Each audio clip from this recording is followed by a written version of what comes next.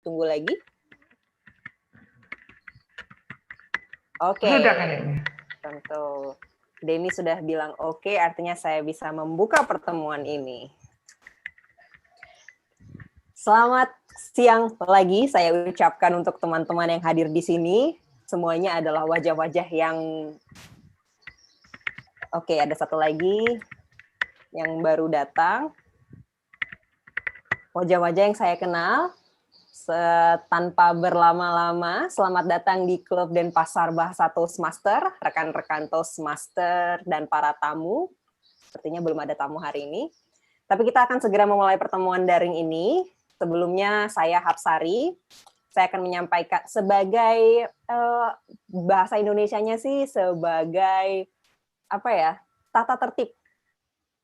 Sebagai tata tertib, saya akan membacakan peraturan-peraturan yang bisa kita ikuti untuk meningkatkan pengalaman kita dalam menikmati pertemuan debat kali ini. Yang pertama, mungkin teman-teman, untuk corong bicara atau mikrofon bisa disenyapkan ketika teman-teman yang lain memberikan pidato. Dan mohon agar videonya dibuka. Jadi nantinya teman-teman kita yang berbicara akan melihat reaksi positif dari yang terpancar di wajah kita.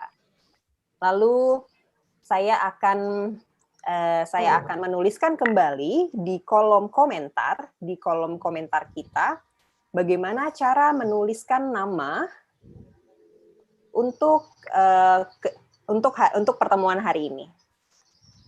Jadi nama gawainya bisa disesuaikan. Yang ketiga, pada semua pembicara, mohon menandai penghitung waktu. Penghitung waktu hari ini adalah Andre. Maksud saya Toastmaster Amelia. Ibu cantik berkacamata ini akan membantu kita untuk mengalokasikan waktu ketika berbicara. Nanti saat teman-teman berbicara, silahkan memanfaatkan kolom komentar untuk bertanya, memuji, dan juga berkomentar tentang apapun seputar pertemuan kali ini untuk menghindari kepadatan, kebisingan yang akan terjadi di layar ini. Yang terakhir, mohon diperhatikan bahwa pertemuan kita kali ini mungkin akan diperlihatkan melalui sosial media. So, mungkin teman-teman ingin memberikan tampilan terbaiknya. Terima kasih semuanya. Selanjutnya, tanpa berpanjang lebar, saya akan lempar langsung kepada Presiden debat kita hari ini, Ayu Anantia. Teman-teman, beri tepuk tangan untuk Ayu Anantia. Halo semuanya, terima kasih Toastmaster Sari. Selamat datang di Klub Toastmaster Denpasar Bahasa. Rekan-rekan Toastmaster, anggota Denpasar Bahasa, salam sejahtera. Sekarang saya akan membuka pertemuan ini secara resmi. Pertemuan dibuka. Saya ingin menyambut dahulu yang telah hadir di tempat ini. Direktur Divisi G, Distinguished Toastmaster Miranda Rumi, terima kasih sudah datang. Juga kepada semua rekan-rekan Toastmaster dari klub bahasa Toastmaster yang lain di Indonesia. Ada penilai umum kita, Toastmaster Sugondo, ada Distinguished Toastmaster Ade Herawan, ada Distinguished Toastmaster Wijaya. Ya, selamat siang rekan-rekan dan Bu Ayu. Ada Toastmaster Haryadi dan beberapa teman yang lain seperti Melita dan dari Palu Nusantara. Selamat datang. Ada tamu yang ingin saya sebutkan juga, Pak Simon, selamat datang. Silakan kalau mau membuka videonya. Bapak sudah ditunggu oleh teman-teman di sini untuk berbagi dan belajar bersama, Pak Simon. Bu Seni juga. Baik, selanjutnya, sebagai presiden adalah salah satu tugas saya untuk memperkenalkan Toastmaster, karena kita semua berkumpul di sini dalam naungan Toastmaster Internasional atau sering disingkat dengan TI dalam bahasa Inggrisnya. sebagai organisasi Toastmaster International didirikan pertama kali oleh seorang yang bernama Ralph Smithley di California, Amerika 96 tahun yang lalu.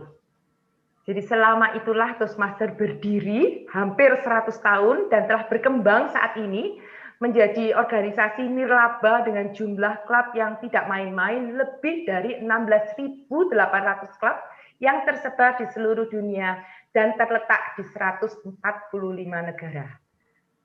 Sebagai wadah, Toastmaster International adalah tempat buat para anggotanya untuk mengembangkan diri dalam hal komunikasi dan kepemimpinan. Jadi mari teman-teman yang belum menjadi anggota Toastmaster bergabung dengan Toastmaster yang terdekat, yang paling cocok di hati kita.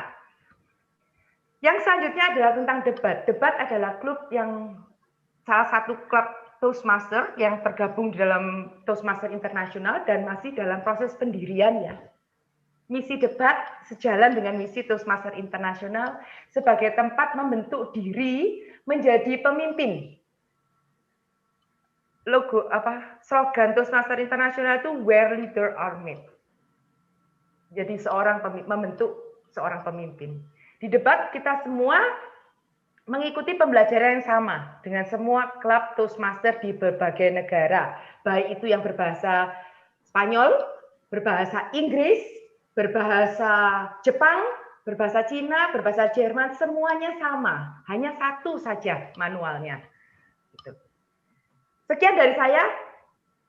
Saya akan menyerahkan acara ini untuk dimulai kepada pengarah acara kita, yang hari ini sebenarnya sangat istimewa, karena Toastmaster Theresia baru menjadi pengarah acara dalam klub Toastmaster Bahasa untuk yang pertama kalinya. Mari kita sambut Theresia Endah. Terima kasih Toastmaster Ayu. Selamat siang dan salam sejahtera rekan-rekan Toastmasters dan para tamu yang terhormat. Pada siang hari ini saya bertugas sebagai pengarah acara. Sebelum saya memulai tugas saya akan menjelaskan tema pertemuan kita pada siang hari ini, yaitu pejuang kemerdekaan modern. Nah, mengapa tema kali ini sengaja diangkat? Karena pada hari Selasa yang akan datang, bertepatan dengan tanggal 10 November, bangsa Indonesia memperingati salah satu hari besar bersejarah, yaitu Hari Pahlawan.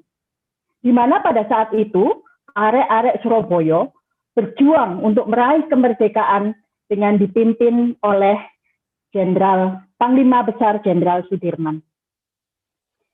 Sebagai generasi muda, kita diharapkan untuk meneruskan, mengisi, dan mempertahankan kemerdekaan Indonesia dengan menjadi pejuang kemerdekaan modern. Salah satunya adalah dengan menjalankan profesi-profesi dan mengembangkan talenta-talenta yang kita miliki demi tanah air tercinta. Dan tentunya ini bukan sesuatu yang anyar bagi kita. Misalnya jika dulu nenek moyang kita berjuang dengan senjata seadanya untuk meraih kemerdekaan, kini kita mengisi dan mempertahankannya dengan keahlian-keahlian kita. Dan berjuang untuk kemerdekaan diri sendiri dengan sesuatu yang positif, dan tentu saja harus diawali dari diri kita sendiri. Mari kita mengawali acara kita pada siang hari ini dengan semangat kemerdekaan yang berkobar. Rekan-rekan Toastmasters dan para tamu sekalian, dalam setiap pertemuan Toastmaster ada banyak peran yang akan saling melengkapi. Saya akan mengundang penilai umum kita pada siang hari ini untuk menjelaskan perannya sekaligus memperkenalkan tim yang akan membantunya. Mari kita sambut penilai umum kita, Toastmaster Sugondo. Kepada Toastmaster Sugondo, disilakan. Baik, terima kasih luar biasa sambutan dan pembukaan dari Denpasar Bahasa Toastmaster. Terima kasih kepada pengarah acara kita, Toastmaster Theresia Endah. Luar biasa, pertama kali saya diundang oleh Toastmaster Theresia Endah untuk menjadi penilai umum. Saya merasa sangat disambut kembali setelah sekian lama tidak bergabung dan tidak hadir dalam pertemuan Denpasar Bahasa Toastmaster. Hari ini pertama kali dan perdana kembali hadir di tengah rekan-rekan semua. Sebagai penilai umum dalam pertemuan hari ini, tentunya saya akan nantinya memberikan penilaian secara umum dan secara garis besar terhadap pertemuan kita hari ini. Tentunya dalam memberikan penilaian, saya juga akan dibantu oleh tim yang sangat luar biasa. Yang pertama saya akan undang pemerhati tata bahasa kita, Toastmaster Ayu Anantia, untuk menjelaskan tugas dan peran fungsi dalam pertemuan kita. Silakan Toastmaster Ayu. Salam sejahtera semuanya teman-teman. Hari ini saya akan bertindak sebagai pengamat bahasa. Tugas saya adalah mengamati atau mendengarkan semua kata-kata yang mungkin kata-kata serapan atau kata-kata asing yang kita gunakan. Dan saya akan mencoba untuk mencarinya langsung dengan bantuan teknologi dan menyampaikan apa yang saya dapat supaya kita sama-sama bisa belajar. Jadi tentang bahasanya bagaimana yang sebaiknya kita lakukan. Kemudian saya juga akan mencatat kata-kata indah atau kalimat-kalimat indah yang ada disebutkan oleh teman-teman. Saya akan melaporkannya juga di akhir acara. Yang terakhir adalah tentang kata acuan. Kata acuan kita hari ini anyar. Semua mungkin sudah tahu itu ada sesuatu yang baru. Begitu. Bisa digunakan setiap saat dan sebanyak mungkin, dan saya akan mencatat siapa saja yang menyebutkan kata anyar ini berapa kali. Begitu tugas saya hari ini, saya kembalikan kepada penilai umum. Terima kasih. Baik, terima kasih kepada Toastmaster Ayu Anantia yang telah menjelaskan perannya sebagai pemerhati tata bahasa. Selanjutnya saya akan mengundang Toastmaster Andre Maure selaku penghitung bunyi tanpa makna untuk menjelaskan peran dan fungsi tugasnya. Silakan Toastmaster Andre. Terima kasih Toastmaster Sugondo. Selamat sore dan salam sejahtera rekan-rekan Toastmaster dan para tamu yang terhormat. Nama saya Andre Maure, saat ini bertugas sebagai penghitung bunyi tanpa makna. Tugas saya adalah menghitung jumlah kata-kata yang sering kita pakai namun tidak ada artinya, seperti kata dan juga pengulangan seperti saya, lalu, atau suara-suara yang mengganggu. Saya akan mulai melaksanakan tugas saya untuk menghitung dari awal pertemuan dan akan memberikan laporan penghitungan pada akhir pertemuan ini. Terima kasih. Baik, terima kasih kepada penghitung bunyi tanpa makna kita, Toastmaster Andre, yang telah menjelaskan peran dan fungsi tugasnya. Selanjutnya saya akan mengundang penghitung waktu, Toastmaster Amelia Dewi, yang akan menjelaskan peran dan fungsi tugasnya dalam pertemuan kita. Silakan Toastmaster Amelia. Selamat siang semua, saya Amelia dan saya akan bertugas menjadi penghitung waktu untuk hari ini. Jadi untuk menjadi seorang pembicara yang baik itu tidak hanya memiliki kepercayaan diri di depan umum, namun juga harus bisa bicara dengan tepat waktu. Nah, saya akan memberikan sinyal seandainya 3 sinyal yang bisa dilihat di latar belakang gambar saya. Jadi kalau misalnya latar belakang menunjukkan warna hijau, menandakan bahwa sudah mencapai waktu minimal, dan waktu minimal untuk pidato dipersiapkan adalah 5 menit, topik spontan 1 menit, dan juga untuk untuk penilai adalah sebesar 2 menit. Kemudian ada latar belakang berwarna kuning, di mana warna kuning ini adalah mengindikasikan waktu yang sedang. Jadi pada saat pembicara yang dipersiapkan, ini adalah 6 menit. Kemudian untuk topik spontan 1,5 menit, dan untuk evaluasi 2,5 menit. Dan juga saya akan mengindikasikan waktu berwarna merah. Jadi kalau berwarna merah artinya kita sudah mencapai waktu maksimal, di mana kalau misalnya untuk yang pembicara dipersiapkan itu adalah 7 menit, kemudian untuk topik spontan 2 menit, dan juga untuk evaluasi atau penilaian adalah sebanyak 3 menit. Dan jika sudah waktu mengindikasikan warna merah, berarti para pembicara harus menyimpulkan atau menutup pidatonya dalam waktu 30 menit. Terima kasih. Baik, terima Terima kasih kepada Toastmaster Amelia selaku penghitung waktu dalam pertemuan kita hari ini.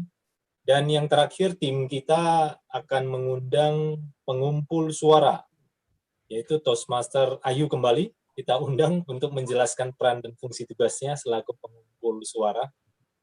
Hari ini penghitung suaranya, maaf tadi memang belum diganti. Penghitung suaranya Toastmaster Denny. Oh, Toastmaster Denny. Baik, terima kasih telah mengingatkan Toastmaster Ayu. Baik, kita undang Toastmaster Denny selaku pengumpul atau penghitung suara untuk menjelaskan peran dan fungsi tugasnya. Terima kasih Toastmaster Sugondo. Selamat sore dan salam sejahtera rekan-rekan Toastmaster dan para tamu yang terhormat. Nama saya Denny, saat ini bertugas sebagai penghitung suara. Tugas saya adalah untuk menghitung suara untuk pembicara pidato direncanakan pilihan, pembicara topik spontan pilihan, penilai individu suara pilihan. Nanti pada saat saya luncurkan full, silahkan memilih sesuai yang Anda harapkan. Kembali ke Toastmaster Sugondo. Baik, terima kasih Toastmaster Denny yang telah menjelaskan peran dan fungsi tugasnya dalam pertemuan kita hari ini. Kepada teman-teman pemegang peran, yaitu pemerhati tata bahasa, penghitung bunyi tanpa makna, penghitung waktu, dan juga pengumpul atau penghitung suara, silakan mencatat laporannya yang akan kita laporkan nantinya di akhir atau menjelang akhir pertemuan. Baik, saya akan sampaikan juga kepada rekan-rekan Toastmaster yang hadir dalam pertemuan kita hari ini. Sebagaimana biasanya pertemuan dibagi dalam 3 sesi, nantinya untuk sesi pidato direncanakan akan ada 3 pembicara. Dan di antara ketiga pembicara itu juga akan dinilai oleh 3 orang penilai individu. Yang pertama adalah Distinguished Toastmaster Wijaya yang akan menilai Toastmaster Emi Ernia. Kemudian yang kedua ada Toastmaster Melita Oktanawati yang akan menilai Toastmaster Widya Hapsari. Dan yang ketiga ada Toastmaster Haryadi Suripto yang akan menilai Amelia Dewi. Ketiga penilai individu ini nantinya akan memberikan laporan di sesi penilaian umum. Saya akan kembali setelah masuk kepada sesi penilaian umum. Saya kembalikan kepada pengarah acara kita, Toastmaster Teresia Endah. Silakan. Terima kasih Toastmaster Sugondo. Rekan-rekan Toastmasters dan para tamu yang terhormat, kita masuk pada sesi yang pertama, yaitu sesi pidato yang direncanakan. Seperti tadi yang sudah disampaikan oleh Toastmaster Sugondo, bahwa hari ini kita memiliki 3 pembicara, yang kesemuanya adalah member atau anggota dari Denpasar Bahasa Toastmaster. Pembicara kita yang pertama adalah Toastmaster Emi Ernia, dengan penilai individunya adalah DTM Wijaya Lim dari Medan Miracle Pidato. Saya silakan DTM Wijaya Lim untuk memperkenalkan dan menjelaskan tujuan dari proyek pembelajaran yang sedang dijalankan oleh Toastmaster Emi Ernia. Mari kita sambut DTM Wijaya Lim. Terima kasih pembawa acara. Hari ini saya sebagai penilai pembicara pertama, Toastmaster Emi Ernia, dengan pathway level 1 project kedua dengan pidato yang pertama, dengan waktu 5-7 menit. Dengan tujuan proyek ini adalah agar anggota mempresentasikan pidato tentang topik apapun, menerima umpan balik dan menerapkan umpan balik ke pidato kedua. Tujuan yang kedua adalah, tujuan pidato ini adalah agar anggota mempresentasikan pidato dan menerima umpan balik dari penilai. Dengan judul, Kepala Ayam atau Ekor Gajah. Kita persilakan pembicara pertama, Toastmaster Emi Ernia dengan waktu 5-7 menit. Waktu dan tempat, silakan.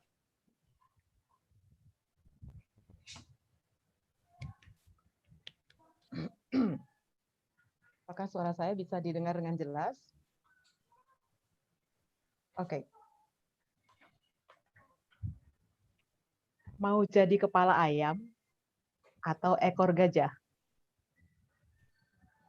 Mau jadi pembantu besar atau raja kecil? Kalimat itu masih terngiang-ngiang hingga saat ini dan tidak bisa saya lupakan. Saya Emi Ernia dari Bali. Cita-cita saya jadi guru. Apa yang terjadi dengan kepala ayam dan ekor gajah? Ini ceritanya. Suatu siang di tahun 1990, mudah-mudahan semua sudah lahir, di hotel tertua dan terbesar di Bali. Saya memegang sebuah map berwarna merah jambu yang isinya surat lamaran untuk bekerja seperti yang diiklankan di sebuah surat kabar.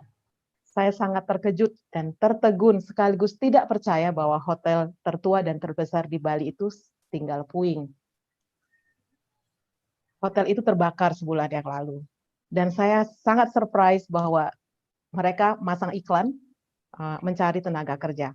Saya dengan penuh semangat membawa lamaran itu ke sana. Kali-kali saya diterima. Hanya ada beberapa orang yang berlalu lalang. Kemudian saya mencari tempat seperti yang ada di alamat, dan saya sangat terkejut bahwa ternyata kantor itu adalah sebuah kantor penerbangan nasional. Saya tidak bercita-cita bekerja di penerbangan nasional. Tapi apa boleh buat, saya sudah berdiri di depan pintu, bayangan saya adalah ini kalau yang nggak dicari pramugari, pasti adalah staf darat. Kalau pramugari rasanya nggak mungkin. Tingginya nggak cukup, wajahnya pas-pasan. Kalau staf darat, paling-paling jualan tiket. Males kalau disuruh jualan. Ya udah, balik kanan, pulang.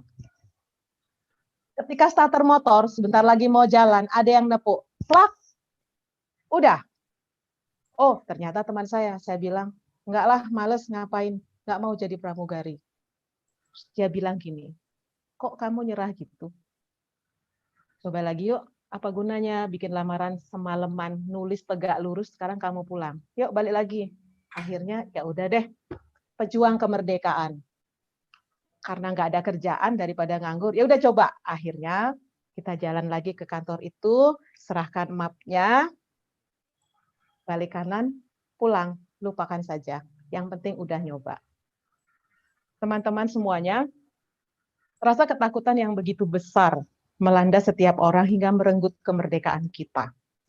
Padahal semestinya kita memperbaharui diri kita setiap hari. Anyar, baru, seperti tema kita saat ini. Saya tidak memikirkan lagi lamaran itu sampai suatu hari ada sepucuk surat di meja saya. Panggilan interview. Sulit dipercaya, tapi ternyata dipanggil juga interview. Saya datang dengan seragam hitam putih pada waktu itu. Biasanya orang di interview itu dengan bagian personalia, tapi tidak halnya dengan saya. Saya langsung berhadapan dengan Bapak General Manager. Dengan susah payah saya menata hati saya untuk tidak gugup. Dan semua pertanyaan yang diajukan sangat-sangat tidak saya bayangkan. Biasanya dia bertanya tentang gaji misalnya, sekolah di mana, tamatan apa, nilainya berapa. Tapi Bapak GM ini bertanya cuma sederhana aja. Dia nanyanya gini, rumahmu di mana? Saya bilang, rumah saya dekat airport. Kemudian tiba-tiba telepon di meja Bapak GM berdering. Angkat. Oh, saya kaget ya. Orang interview kok disuruh ngangkat telepon. Saya angkat. Dan tanpa saya sadari, semua ilmu perteleponan yang sudah saya pelajari sebelumnya, jadi saya sekolah pariwisata dulunya teman-teman, itu saya terapkan secara tidak sengaja. Selesai. Kemudian Bapak GM menjabat tangan saya dan suruh nunggu 1 minggu. Sekali lagi, saya lupakan wawancara itu. Karena saya tidak berminat kerja di situ. 1 minggu kemudian, suratnya datang. Dan saya letakkan itu di meja saya. Paling itu penolakan. Menjelang tidur, saya penasaran. Saya buka amplopnya. Luar biasa, saya diterima. Besok harus sign kontrak. Kaget setengah mati. Sampai saya terlompat dan terduduk di atas tempat tidur. Karena harus berpakaian rapi, saya harus ke pasar malam itu. Pasarnya hampir tutup. Akhirnya dapat juga baju baru. Esoknya kita bertemu dan saya bertemu lagi dengan Bapak GM. Kita semua nampak sama, berbaju hitam putih, cantik, ganteng. Hanya satu yang membedakan. Rok saya paling panjang, selutut, sedangkan yang lainnya di atas lutut. Nggak apa-apa, dia kan pramugari. Sudah, akhirnya saya ditempatkan di airport Ngurah Rai. Saya jadi mengerti, karena dia bilang rumahnya dekat airport. So simple ya. Sejak saat itu hidup saya berubah. Yang tadinya cuma senang main-main aja, bebas-bebas aja, sekarang jadi kerja. Tiap hari bangun pagi. Shift-nya bisa pagi, bisa siang. Shift-nya ngikutin pesawat. Kalau pesawatnya delay. Kalau pulang pagi. Luar biasa. Pejuang kemerdekaan. Dari situ saya belajar bahwa kemerdekaan itu benar-benar harus diperjuangkan. Saya melupakan cita-cita saya menjadi guru. Tapi secara tidak langsung kemerdekaan saya tergerus karena saya harus mengikuti shift yang lompat-lompat itu, kadang-kadang ditukar-tukar, dan kadang-kadang teman juga ada yang jahil, suruh ngerangkap shift-nya. So, apa hubungannya dengan kepala ayam dan ekor gajah? Ternyata saya jadi ekor gajah, pembantu besar. Saya mulai bertanya, di mana sih sebenarnya kemerdekaan kita? Apakah kita bisa memerdekakan diri kita hanya sebagai pekerja? Trennya sekarang kan orang, bikin usaha sendiri. Yang penting punya usaha. Sebaliknya, saya berpendapat kita harus bangga dengan apapun yang kita lakukan, meskipun kita hanya sebagai karyawan. Karyawan tuh luar biasa loh. Kalau nggak ada karyawan, yang namanya pengusaha tuh nggak bisa kerja.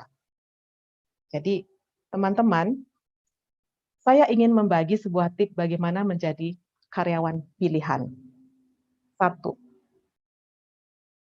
Jangan tanya gaji. Bekerjalah dulu dengan sebaik-baiknya. Gaji itu akan mengikuti. 2. Integritas. Kerjakan apa yang tidak diminta. Setelah itu, kita akan mendapatkan reward atau mendapatkan penghargaan sesuai dengan pekerjaan kita, bahkan lebih. Mau tahu caranya naik gaji? Siapa yang jadi karyawan? Siapa yang mau tahu caranya naik gaji? Oke. Cara terbaik untuk naik gaji adalah minta. Nggak berani kan? Minta. Bilang, Bapak, saya mau naik gaji. Nah, sebelum minta gaji, pastikan bahwa si Bapak akan menjawab iya. Makanya, pantaskanlah diri Anda untuk diberi. Untuk memantaskan diri, kita harus bekerja sangat keras. Salah satunya adalah ikut Toastmaster bahasa ini, supaya kita bisa berkomunikasi dengan baik. Pasti semua setuju. Oke, teman-teman, saya menikmati pekerjaan itu. Sangat menikmati pekerjaan itu. Hingga suatu saat, perusahaan saya akan ditutup. Mulailah saya gundah gulana. Apa yang terjadi? Mudah-mudahan teman-teman masih mau mengikuti cerita sambungan ini di speech saya yang berikutnya.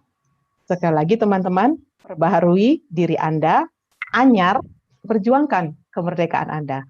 Terima kasih. Wow, luar biasa Toastmaster Emi, pengalaman yang luar biasa. Jadi, mau jadi kepala ayam atau ekor gajah? Jawabannya ada pada diri kita masing-masing. Dan kebetulan untuk saya pribadi, saya lebih suka makan kepala ayam goreng. Rekan-rekan Toastmaster dan para tamu yang terhormat, pembicara kita yang kedua kali ini adalah Toastmaster Widya Hapsari. Dengan penilai individunya Toastmaster Melita Oktanawati dari Magical Bali Toastmaster Club. Silakan Toastmaster Melita untuk memperkenalkan dan menjelaskan tujuan dari proyek pembelajaran yang sedang dijalankan oleh Toastmaster Widya Hapsari. Toastmaster Melita, disilakan. Selamat siang semuanya. Widya Hapsari bukan nama anyar bagi saya. Seorang yang sangat bisa diandalkan dan sangat bertanggung jawab.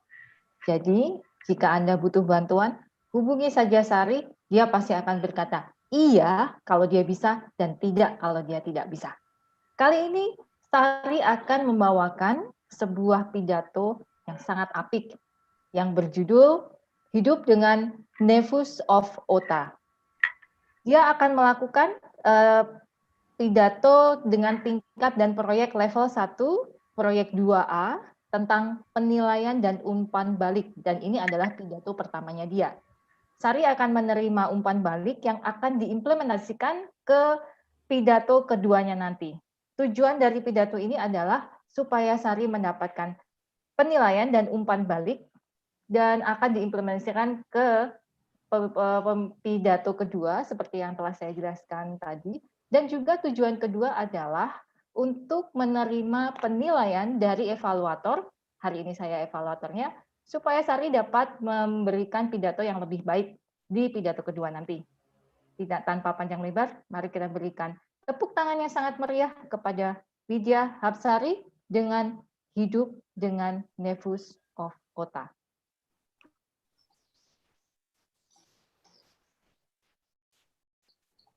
Hapsari lagi.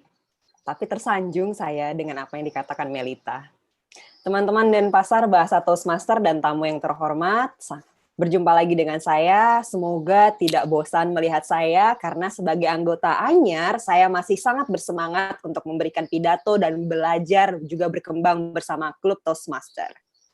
Hari ini saya akan berbagi sedikit, dan saya berharap juga akan mendengar teman-teman berbagi untuk sesuatu yang saya bisa ambil sebagai pelajaran.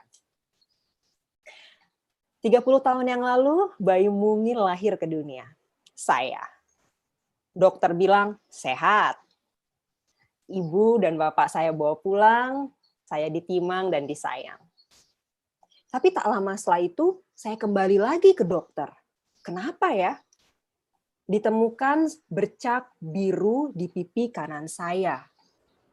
Paniklah orang tua saya. Apa terbentur dinding atau terbentur tempat tidur bayi ya? Nevus of Ota, dokter bilang. Hiperpigmentasi biru, berpotensi sebagai tumor kulit. Kalau orang awam seperti kita bilangnya tanda lahir tompel. Sederhananya begini teman-teman, tubuh kita memiliki zat pewarna yang kita panggil pigmen. Pigmentasi saya berlebih, maka dikatakan hiperpigmentasi. Wah, sebenarnya tidak ada sejarah genetik, anomali katanya. Saya adalah satu dari 500.000 bayi Indonesia yang lahir, saya adalah satu dengan Nevus of Ota. Wanita 5 kali lebih beresiko dibanding pria. Tapi tak apa, saya tumbuh dengan rasa percaya diri yang besar, menikmati masa kanak-kanak, bermain, berimajinasi, ala anak-anak. Tapi benar adanya, tak kenal maka tak sayang. Mulai dirundunglah saya. Teman-teman sebaya saya mulai merundung. Hahaha, tompel, tompel. Tak ambil pusing. Apalah arti ejekan tersebut? Saya tumbuh tetap menjadi anak yang kuat. Mental baja, muka badak, kalau kata ibu saya. Kuat mental dan juga tidak mudah malu. Semakin saya beranjak dewasa, Nevus of Ota pun ikut berkembang. Dia mulai menjalar ke bagian pipi kanan saya lebih banyak lagi hingga menyentuh mata. Dia warnanya menjadi semakin legam, gelap, dan juga mulai ditumbuhi bulu-bulu halus seperti rambut. Teman-teman pasti suka nonton Twilight kan, film itu. Keluarga Edward Cullen bersinar di bawah sinar matahari. Sama seperti saya. Di bawah sinar matahari, bulu-bulu rambut yang tumbuh di Nevus of Ota bagian tompel saya itu ikut bersinar. Tapi semakin bersinar saya, semakin bersinar matahari, semakin redup saya. Nevus of Ota, tompel itu semakin legam. Saya semakin dewasa, sebagai remaja saya sedang di masa puber, dan saya sudah bisa merasakan sakit hati. Teman pria saya menjuluki saya Tojo, tompel hijau. Sepertinya tidak ada hati nurani ya memanggil saya seperti itu. Mungkin para pria ini lupa bahwa estetika adalah hal yang penting bagi wanita. Banyak air mata yang saya sembunyikan dari orang tua. Saya benci teman-teman saya benci sekolah. Tapi bukanlah orang tua apabila mereka tidak melakukan yang terbaik. Kami mencari pengobatan dan perawatan terbaik di Jakarta.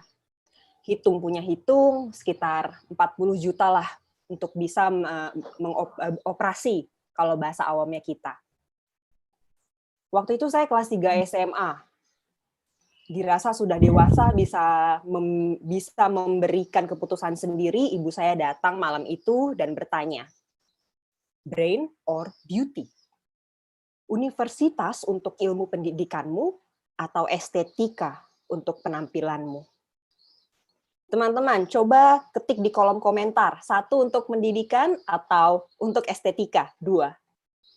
Mana yang teman-teman pilih?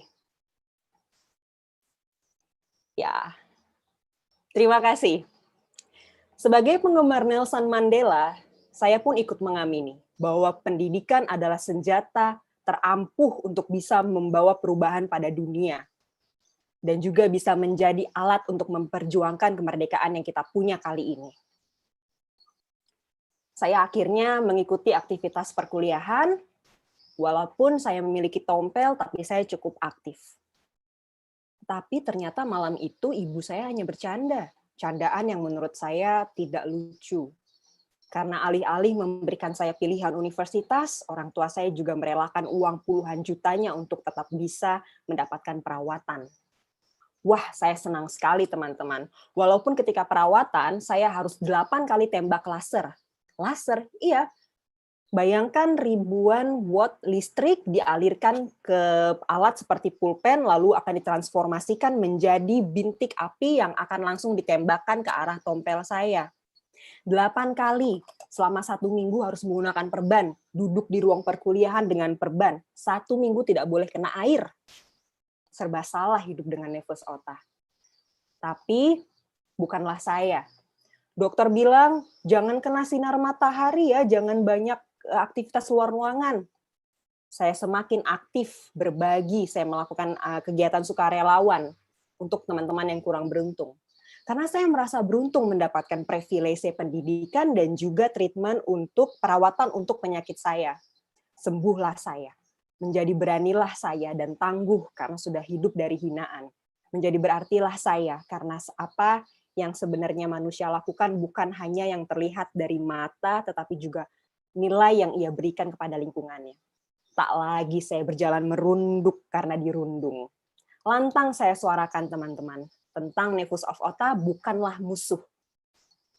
Teman-teman semua, saya ingin mengajak teman-teman apabila melihat seseorang dengan Nevus of Ota atau tompel yang gelap karena tanda lahir, untuk berempati, memberikan dorongan semangat, karena dia sedang berjuang untuk masa depannya dan dirinya sendiri. Dokter bilang matahari adalah sinar yang paling bahaya, tapi saya tegak berdiri menikmati matahari negara tropis sebagai instruktur selam. Teman-teman, lakukan hal baik yang bisa membuat kalian bahagia. Saya Hapsari, kembali ke Toastmaster Tere. Wow, Nevus of Ota adalah istilah yang sangat anyar buat saya. Terima kasih Sari sudah membagikan pengalamannya, dan terima kasih sudah menginspirasi kita semua dengan rasa percaya diri dan tidak menyerah dengan kekurangan fisik di masa lalu, walaupun penuh berurai air mata. Baiklah, pembicara kita yang ketiga kali ini adalah Toastmaster Amelia Dewi, dengan penilai individunya adalah Toastmaster Haryadi Suripto dari Jakarta Bahasa Toastmaster. Silakan Toastmaster Haryadi Suripto untuk memperkenalkan dan menjelaskan tujuan dari proyek pembelajaran yang sedang dijalankan oleh Amelia Dewi. Kepada Toastmaster Haryadi Suripto, disilakan. Baik.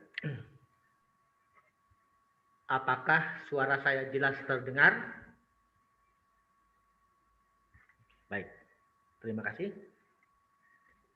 Pembicara kita yang ketiga pada hari ini adalah Toastmaster Amelia Dewi.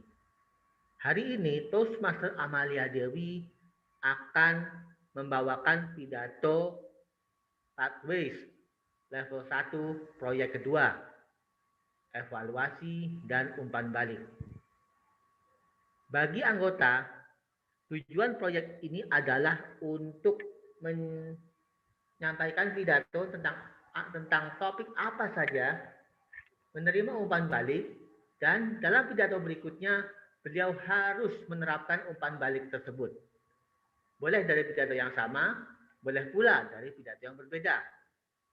Tanpa berpanjang lebar, mari kita sambut Toastmaster Amelia Dewi. Silakan.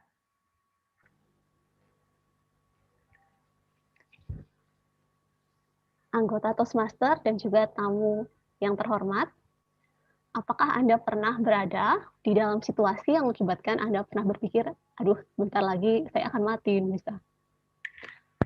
Saya pikir saya pernah mengalami situasi seperti itu. Dulu saya berpikir bahwa saya akan berpikir seperti itu kalau saat kondisi saya sakit parah. Namun, pada tanggal 5 Agustus 2018, saat kondisi kesehatan saya baik-baik saja, saya sempat mengalami pikiran seperti itu. Pada saat itu sedang terjadi gempa bumi dengan kekuatan 7 skala Richter menimpa Pulau Lombok. Jadi saya sendiri aslinya adalah dari Bali, dan saya ingat saya mendarat di Lombok untuk bekerja itu di tanggal 2 Mei tahun 2018. Jadi setelah 2 bulan saya tinggal di Lombok, tiba-tiba di akhir bulan Juli itu ada gempa pertama. Gempanya cukup besar, tapi masih bisa kita anggap normal pada saat itu, dan bahkan pada saat itu saya masih bisa bercanda sama teman saya tentang bencana alam. Wah, ini gempa, saya masih bisa bercanda pada saat itu. Kemudian, 1 minggu kemudian, di hari yang sama, hari Minggu, itu saya sudah tidak berani lagi untuk bercanda masalah tentang bencana alam. Jadi saya ingat sekali pada saat itu sekitar pukul 7:30 malam. Saat itu saya tinggal di rumah tante saya. Tiba-tiba rumah tante saya bergoyang sangat keras dan terdengar suara bergetar dan juga berderak. Jadi suara dinding itu terdengar sangat kencang bergetarnya, dan juga suara atap juga seperti itu. Nah, mendengar suara itu kami dan juga merasakan goncangan, kami langsung berlari keluar rumah. Pada saat kita berlari pun, kita merasa bahwa ada serpihan-serpihan debu atau sedikit-sedikit kerikil yang jatuh dari atap. Kemudian setelah itu listrik langsung padam. Diiringi juga dengan sinyal dari telepon genggam yang hilang. Listrik tidak juga menyala, tapi sinyal agak sedikit membaik. Jadi saya langsung mengabari orang tua saya. Namun setelah sinyalnya itu membaik, ada hal buruk yang terjadi. Jadi ada isu bahwa akan terjadi gempa susulan yang lebih besar yang akan diiringi dengan tsunami. Nah, isu itu ternyata menyebarnya sangat cepat. Dalam waktu 30 menit tiba-tiba kota sudah sangat gempar. Kota sudah sangat berada dalam posisi yang terlihat riuh, ramai, seperti itu. Nah, akhirnya saya dan tante saya memutuskan bagaimana kalau kita ke rumah saudara saja yang rumahnya notabene itu agak jauh dari pantai. Dan kalau misalnya kita lebih ramai, kita jadi merasa lebih aman. Akhirnya kami memutuskan untuk tinggal dan mengungsi ke rumah saudara. Di sana kami tidak berani bermalam di dalam rumah, tapi kita cuma tidur di halaman rumah ditemani dengan gempa-gempa kecil susulan dan juga udara yang sangat dingin. Nah, keesokan harinya, saya kembali ke rumah tante saya, di mana kondisi rumahnya masih kokoh, ternyata sangat berdiri yang masih kokoh. Tidak ada dinding yang retak, namun hanya ada serpihan-serpihan batu atau debu kecil di lantai, dan ada beberapa piring yang pecah. Nah, karena kondisi rumahnya cukup aman, jadi saya memutuskan untuk tetap berada di sana, dan tidur di sana, walaupun orang-orang tidur di luar rumah, saya tetap memutuskan tidur di dalam rumah. Keesokan harinya, saya melihat kondisi tempat kerja saya. Nah, tempat kerja saya ini kondisinya lebih parah, jadi tempat kerja saya itu adalah gedung baru buatan pemerintah, jadi kalau di rumah saya cuma ada, di rumah tante itu cuma serpihan debu, itu yang jatuh batunya batu-batu besar. Dan juga temboknya retaknya itu terlihat sangat dalam. Jadi kondisi kantornya itu sangat kurang kondusif untuk bekerja. Jadi kami diliburkan dulu untuk sementara dan kegiatan difokuskan untuk membantu korban gempa. Nah, namun saya sendiri sebenarnya orangnya itu kurang jiwa sosialnya. Jadi daripada saya membantu korban gempa, lebih baik saya menyelamatkan diri dulu. Jadi lebih baik saya pulang saja ke Bali untuk sementara berlindung, menunggu situasi menjadi lebih baik. Jadi saya berusaha untuk menghindar. Jika disuruh kembali, saya membuat alasan supaya saya tidak bisa kembali. Namun, seminggu kemudian, saya tetap harus kembali. Jadi jalannya saya tetap harus kembali karena saya harus mengikuti prajabatan. Jadi ada panggilan prajabatan pada saat itu untuk pegawai negeri sipil selama 1 bulan. Jadi kita harus tinggal di satu asrama selama 1 bulan, tidak boleh pergi kemana-mana. Pada saat itu frekuensi gempa sebenarnya sudah mulai berkurang, jadi saya sudah mulai merasa agak sedikit aman. Dan pergilah kami, dan saya dan teman-teman saya untuk mengikuti prajabatan. Jadi prajabatannya itu di asrama juga, dengan di suatu gedung pemerintah juga. Waktu itu hari Minggu juga, jadi pada hari Minggu itu, kita dari pagi, itu karena namanya masih pegawai negeri baru, itu kita seperti digodok lagi, disuruh baris berbaris, latihan fisik, sampai malam, dan akhirnya setelah makan malam, mungkin sekitar jam 9-an baru bisa mandi dan juga tidur. Jadi tempat yang saya sangat ingin lihat pada saat itu adalah tempat tidur. Namun pada saat itu kembali ada gempa yang besar. Jadi gempanya itu adalah 6,4 kalau tidak salah, 6,4 atau 6,5 skala Richter. Di saat itu kami semua langsung berlari terbirit-birit, apalagi itu adalah gedung tua punya pemerintah, kami tidak berani berada di dalamnya. Jadi selama seminggu pertama sampai 2 minggu pertama, kami benar-benar tidur di tenda, tidur di hari pertama itu terutama kami benar-benar tidur di bawah langit biru, langit malam yang sangat dingin, tanpa ada bekal apa-apa. Nah, pengalaman gempa ini merupakan salah satu pengalaman berharga untuk hidup saya. Saat itu saya tidak menduga kejadian itu akan menimpa saya lagi. Saya sudah berpikir untuk menghindar, tapi ternyata kita tetap terkena gempa. Di saat itu saya berpikir bahwa sebenarnya apa yang sudah digariskan oleh yang di atas, kita sudah tidak bisa lawan lagi. Jadi satu-satunya hal yang bisa kita lakukan adalah menerima. Namun, hikmah dari semua ini adalah beberapa hal di dalam hidup ini sebenarnya cuma bisa terjadi sekali. Jadi memori ini hanya akan sekali dan kenangan ini akan tetap ada dan membuat kita menjadi lebih baik dan belajar. Tidak ada tombol ajaib untuk kembali, sehingga lakukanlah yang terbaik yang dapat kita lakukan setiap harinya. Kembali lagi ke pengarah acara. Terima kasih Toastmaster Amelia yang sudah membagikan pengalamannya. Saya bisa membayangkan betapa kacaunya saat itu. Rekan-rekan Toastmaster dan para tamu yang terhormat, mari kita berikan tepuk tangan yang meriah untuk para pembicara kita hari ini. Luar biasa dan sangat menginspirasi. Juga terima kasih kepada Toastmaster Amelia untuk laporan waktunya yang sudah memberdayakan ruang obrolan. Sekarang saya persilakan untuk mengumumkan apakah pembicara di sesi pidato yang direncanakan layak untuk dipilih sebagai pembicara pilihan. Untuk Toastmaster Ayu, waktunya tadi lebih, sampai 9 menit, tapi untuk saya dan juga Hapsari, waktunya masih di bawah 7.30, jadi kami berdua bisa dipilih sebagai pembicara. Terima kasih.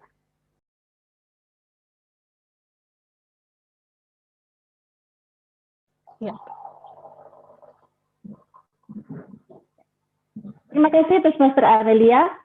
Kini tiba saatnya kita masuk ke sesi kedua dari sebagian rangkaian acara pertemuan kita pada siang hari ini, yaitu sesi topik spontan yang akan dipandu oleh BPM Miranda Rumi dari Magical Bali Toastmasters.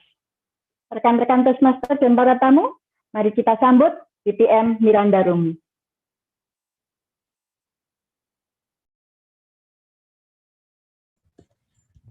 Selamat siang semuanya. Wah, saya senang sekali ini dapat kesempatan.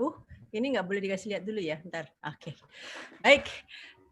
Hari ini saya sebagai pemandu topik spontan Anda dan juga ini tugas anyar buat saya karena saya belum pernah melakukannya dalam bahasa Indonesia. Jadi senang sekali berkesempatan untuk melakukannya.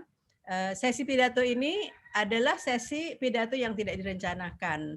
Maksudnya Anda akan menjawab pertanyaan atau mengomentari atau berbicara dalam 1-2 menit tentang topik yang saya akan ajukan nanti. Tujuan dari topik spontan ini adalah untuk melatih kita berpikir cepat dan dalam menanggapi sesuatu yang datang secara tiba-tiba. Pasti pernah ya mengalaminya.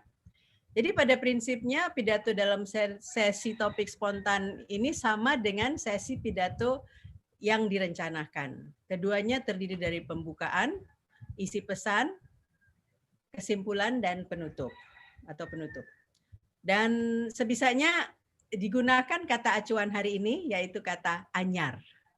Nah, untuk sesi kali ini sedikit berbeda dari yang biasanya, akan saya jelaskan nanti. Tapi jadi akan berupa peribahasa-peribahasa. Sebelumnya saya ingin minta satu dari, ini kebanyakan memang sudah Toastmasters ya, tapi ada beberapa yang tamu juga. Kita akan mulai dengan yang sudah berpengalaman. Kita Toastmaster dulu, siapa yang jajalnya yang tidak punya tugas untuk hari ini? Toastmaster Ade. Ade atau siapa yang lain? Ini Toastmaster Adenya diam-diam. Kalau enggak saya yang pilih. Oke, saya siap. Toastmaster Miranda. Sorry tadi dari kamar mandi. Iya. Oke, tunggu bentar. Saya cek sebentar aja ya ininya pertanyaannya. Ini apa ini? Oke, satu lagi. Baik. Toastmaster Ade, ini ada pertanyaan. Fajar menyingsing, elang menyongsong. Yang saya minta dari Toastmaster Ade adalah berbicara tentang apa saja, tapi harus bisa menggunakan peribahasa itu di dalam pidatonya. Jelas? Jelas. Ya. Oke, ini akan menarik sekali nanti bagaimana digunakannya. Baik, kita tunggu, kita saksikan sekarang Toastmaster Ade Herawan dengan Fajar menyingsing, elang menyongsong. Dipersilakan. Disilakan. Tahun 2006 adalah salah satu momen paling berharga dalam hidup saya.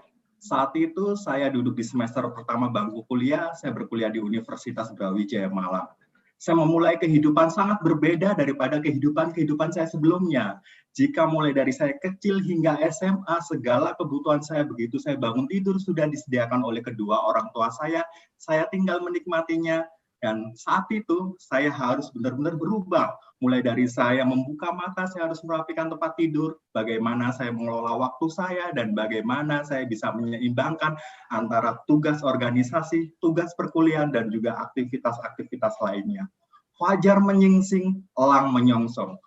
Selama berkuliah, saya tidak ingin menjadi hanya mahasiswa kupu-kupu, kuliah pulang. Itulah kenapa meskipun hari itu saya tidak ada perkuliahan, misalnya di hari Kamis, ketika fajar mulai menyingsing, saya menganggap diri saya sebagai seorang elang yang siap menyongsong ilmu-ilmu baru. Saya mengikuti aktivitas organisasi, saya menjadi asisten dosen, saya ikut berbagai perlombaan dalam rangka meningkatkan kualitas diri saya. Fajar menyingsing, elang menyongsong. Rekan-rekan Toastmaster dan para tamu, setiap hari Tuhan selalu memberikan lembaran baru bagi hidup kita. Hari ini adalah sebuah hadiah, esok adalah sebuah misteri, dan masa lalu adalah hal yang tidak perlu kita ingat kembali, kita ambil pembelajarannya. Jadi manfaatkanlah hari ini sebagai hadiah terbaik dari Tuhan untuk menyongsong mimpi-mimpi kita. Luar biasa, Toastmaster Ade. Wah, ini jadi kita diajarkan ya untuk selalu siap dan memanfaatkan apa yang telah diberikan Tuhan kepada saya. Begitu fajar menyingsing, kita song-songlah dengan upaya kita. Nah, baik. Ini ada yang mau mengajukan diri? Arini? Mau mencoba? Arini, Tamlan? Atau belum? Baik, saya coba yang lainnya. Mari kita coba Pak Simon. Simon. Tamu kita Simon, silahkan dibuka dulu ininya, mic-nya. Supaya kita bisa mendengarkan. Ya. Bisa dengar saya? Belum. Bisa, sudah dengar, Ibu. Oke, saya Tapi bisa mendengar. Ibu dengar suara saya? Saya sekarang sudah. Oke, Ya. siap ya. Ini yang berikutnya, ini mudah. Apa ya yang perlu saya sampaikan? Ini Bapak membaca tulisan ini, ikan di laut, asam di gunung, bertemu dalam belanga. Jadi Bapak harus berbicara dalam waktu 1 hingga 2 menit, dan dalam bicara Bapak nanti harus menggunakan peribahasa ini di dalamnya. Dan kalau mau ditambahkan, bisa ditambahkan dengan kata anyar. Dan tolong diperhatikan waktunya ya Bapak. Ikan di darat ketemu ikan di laut ketemu asam di gunung. Ini bisa dilihat wajah saya. Iya. Saya belum. Asam ya. di dalam belanga. Jadi. Oke, kalau sudah siap, Kalau sudah siap, baru mulai dihitung waktunya, Pak. Belum, Pak. Belum. Ya, yang perlu saya sampaikan apa? Jadi Bapak mengatakan berbicara apa aja selama 1-2 menit, tapi mengikutkan peribahasa itu di dalamnya, dan tolong perhatikan juga waktunya. Mungkin bisa itu yang Tere, siapa tadi yang Amelia. Ketika hijau, Bapak sudah mulai siap-siap. Ketika kuning, ini sudah hancang-hancang berhenti, dan ketika merah diusahakan supaya berhenti, supaya Bapak bisa dipilih nanti juga sebagai salah satu pemenangnya. Ya, kalau lewat waktu nggak bisa, Pak. Di bawah waktu hijau nggak bisa, di atas waktu merah juga nggak bisa. Sudah siap? Oh begitu ya. Ya, saya coba berbicara seadanya ya. Ya, karena saya belum siap juga ya. Ya, siap. Oke. Ya. Ketika datang pertama kali di Jakarta pada tahun 1984-an, saya karena kebetulan waktu itu dari Kalimantan dengan mengikut sebuah kapal angkatan darat, sesampai di Jakarta, kebetulan itu di Jakarta ada problem sehingga kapal kami belum bisa diizinkan untuk merapat di pelabuhan Tanjung Priuk, maka kami menyandarkan pukat sahur dulu di pelabuhan. Setelah itu 1 hari kemudian baru kami bisa keluar. Nah, kami keluar dari pelabuhan itu, saya mulai melihat situasi Jakarta ya, situasi Jakarta. Saya dibawa sama orang tua asuh saya ke satu tempat di Kuitang, Jakarta Pusat. Nah, kami tinggal di situ. Terus saya mulai menyesuaikan diri dengan beradaptasi dengan keadaan kota Jakarta, di mana saya yang aslinya dari Flores, dari orang yang boleh dikatakan desa sekali, tapi akhirnya saya masuk di situ. Ya, ibaratnya saya mulai seperti peribahasa tadi. Jadi saya mulai mencoba untuk menyesuaikan diri dengan keadaan di Jakarta ya, yang begitu penuh, begitu ramai sekali, sedangkan saya yang notabene itu berasal dari desa yang sangat terpencil, tetapi pada kesempatan itu saya mencoba untuk belajar menyesuaikan diri. Jadi seperti kata mungkin benar apa tidak ya dengan peribahasa tadi. Jadi saya sementara menyesuaikan diri dengan keadaan gemerlap atau keadaan-keadaan yang serba modern di Jakarta pada tahun 84 itu. Saya sekitar bulan November ya, saya masuk di Jakarta. Dan dari situ 30 detik lagi. Ya, dari situlah saya belajar untuk menyesuaikan diri dengan kehidupan kota metropolitan, dan akhirnya juga bisa mendaftar untuk menjadi mahasiswa di Jakarta. Nah, itulah sedikit pengalaman saya yang mungkin juga jauh dari perumpamaan tadi. Baik, terima kasih Pak Simon. Sangat menarik ceritanya dan Bapak menafsirkan ini sebagai penyesuaian. Karena biasa orang ada yang menafsirkannya juga sebagai jodoh. Baik, yang berikutnya, waktunya hampir pas ini ya. Waktunya yang berikutnya. Siapa lagi yang mau mencoba? Hari ini bilang belum ya, belum siap. Yang lain, oke kita buka kalau begitu kepada anggota. 1, 2, 3. Ayo siapa cepet-cepetan? Kita masih bisa 2 lagi nih. Kalau nggak ada saya akan pilih nih. Agung. Agung siap? Agung Cahyawan. Ya, boleh. Oke, baik. Ini pertanyaan berikutnya ya. Tolong dilihat. Laba sama dibagi, rugi sama diterjuni. Laba sama dibagi, rugi sama diterjuni. Agung Cahyawan. Oke, saya akan mencoba bercerita tentang topik yang ditentukan. Itu yang saya tafsirkan sebagai kita sama-sama mengambil kesusahan maupun kesenangan. Saya dulu kuliah di Bandung, mirip seperti ceritanya tadi Ade ya gitu.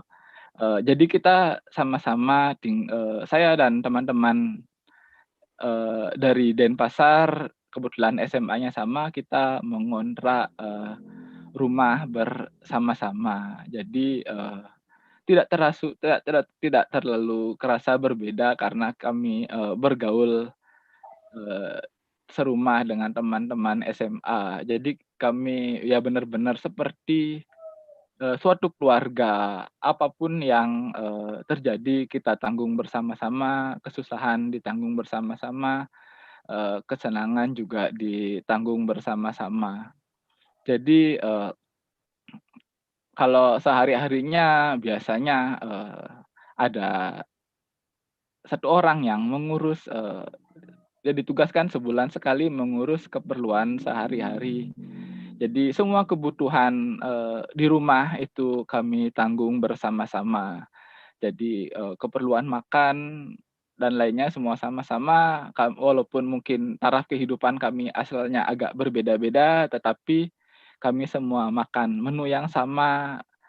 Kalau ada duit lebih, kami belikan camilan, jadi kami makan sama-sama. Jadi seperti peribahasa tadi, rugi sama diterjuni sama apa tadi?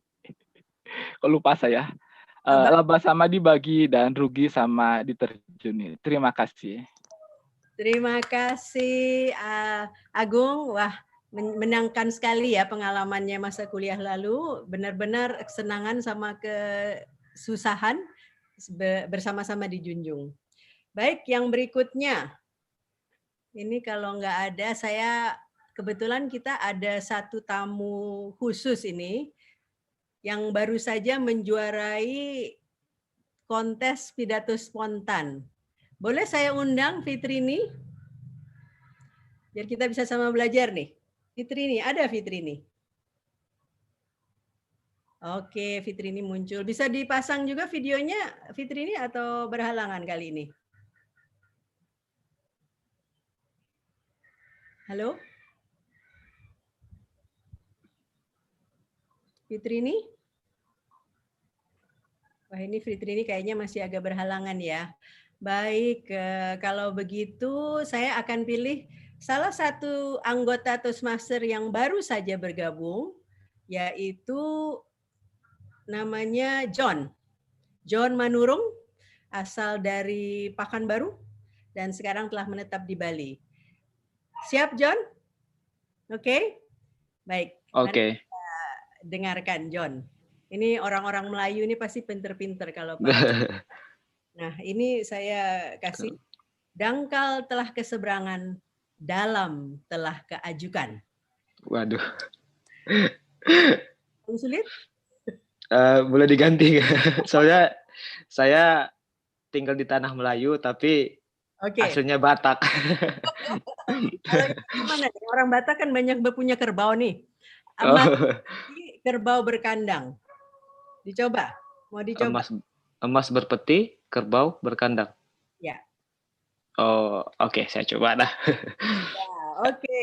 John Manurung, emas berpeti, kerbau berkandang. Silakan. Oke, selamat sore semuanya. Terima kasih. Ini pertama kali saya ini ya di debat pakai bahasa Indonesia pidatonya. Jadi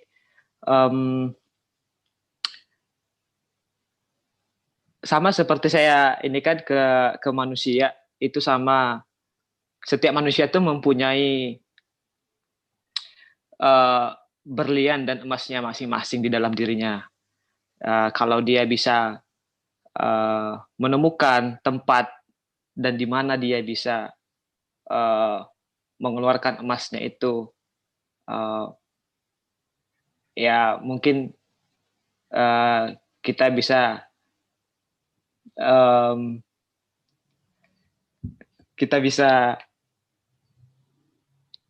tepat posisinya atau tempatnya gitu. Dan saya agak bingung sih. Ya, artinya semoga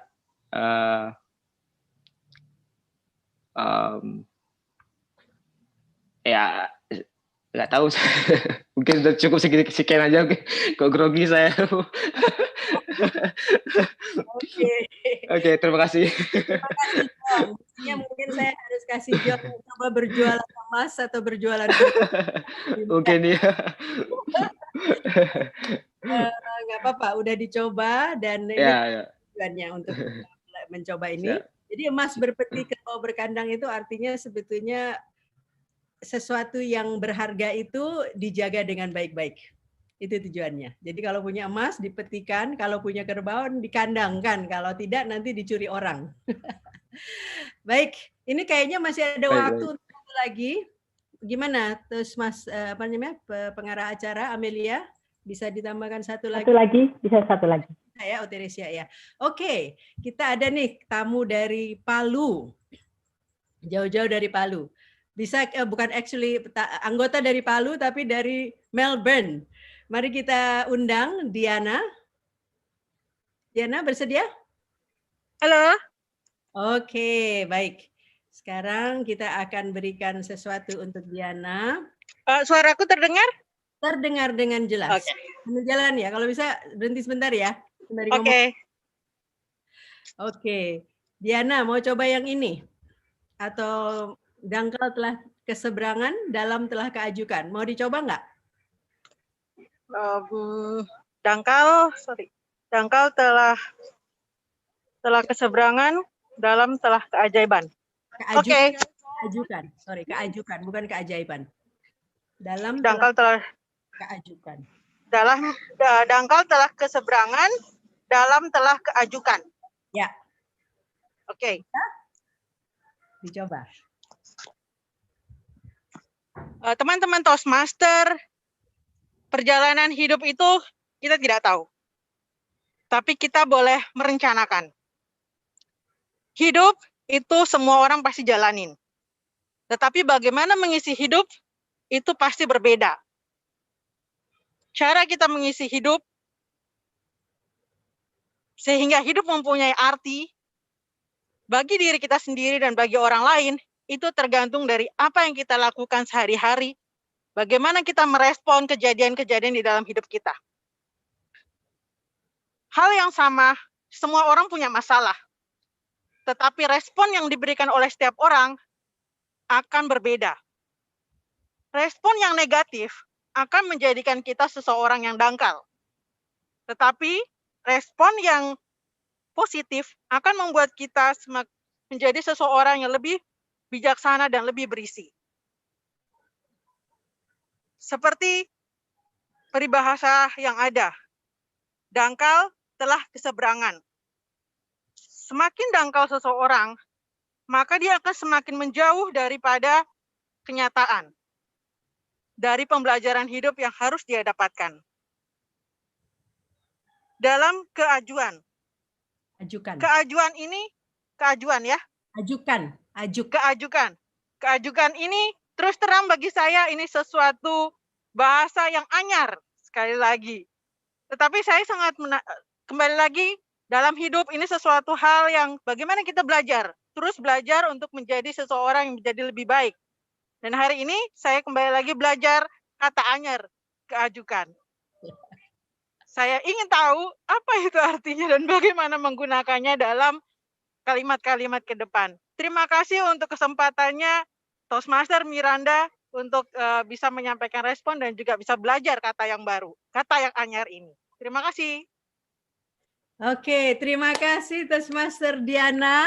Sangat percaya diri dan sangat berani, dan saya sangat terinspirasi dengan caranya menyambut topik ini.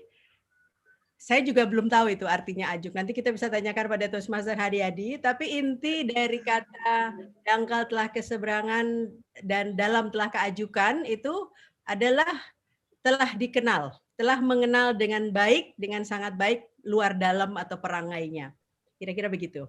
Dan kata keajukan itu, ajuk itu kalau nggak salah tersembunyi. Nah ini perlu saya cek sama Toastmaster Haryadi. Apa benar Toastmaster Haryadi? Kata-kata apa Ibu tadi? Keajukan. Keajukan. Waduh, itu saya cari dulu di KBBI. Baik, dilaporkan. Jadi anyar bagi banyak orang. Menduga. Kita semua sama-sama belajar kata baru ya. Ajuk. Kayaknya seperti dalam tersembunyi atau disembunyikan atau menduga. Diketahui atau yang sesuatu yang disembunyikan. Baik, nanti kita tahu lebih persisnya, tapi menarik ya, ini kita sama-sama belajar kata yang baru. Baik, terima kasih semua pembicara ini. Kita ada 5 tadi, dimulai dengan Toastmaster Ade. Saya udah lupa nih ininya, peribahasanya. Tapi sudah dilakukan dengan baik. Kemudian oleh dari Simon dari Jogja, kemudian Agung, John, dan terakhir oleh Diana. Kalau dari laporan waktunya sih semuanya memenuhi syarat untuk dipilih. Nanti kita akan sebut lagi sekali lagi ketika pada waktu kita pemilihan untuk pemenang. Benar begitu, Toastmaster Teresia? Betul, Miranda. Ya, nanti saya daftar lagi ya, namanya siapa aja. Baik, sekian acara ini dari saya. Terima kasih, saya sangat menikmatinya. Semoga Anda semua juga menikmati dan belajar sesuatu bersama-sama, belajar sesuatu yang anyar. Saya akan kembalikan kepada pengarah acara Toastmaster Teresia. Terima kasih DTM Miranda, sangat kreatif dalam memandu topik spontan. Kali ini kita juga tidak hanya belajar kata anyar, tetapi kita juga belajar tentang peribahasa. Terima kasih sekali lagi DTM Miranda, karena tadi sudah disampaikan oleh DTM Miranda bahwa waktu dari masing-masing pembicara sudah memenuhi syarat. Apakah saya perlu meminta Toastmaster Amelia untuk mengumumkan pembicaranya? Waktunya masuk memenuhi syarat sih. Memenuhi syarat? Jadi baik. Sekarang saya hanya menyebut siapa aja, tinggal nanti dipilih. Baik, terima kasih. Terima kasih. Rekan-rekan Toastmasters dan para tamu yang terhormat, ini kita tiba saatnya beristirahat sejenak. Sebelum itu, mari kita mengambil foto sebentar yang akan dipandu oleh penyambut tamu kita, Toastmaster Denny Surya. Kepada Denny, disilakan. Saya persilahkan buat teman-teman sekalian untuk menyalakan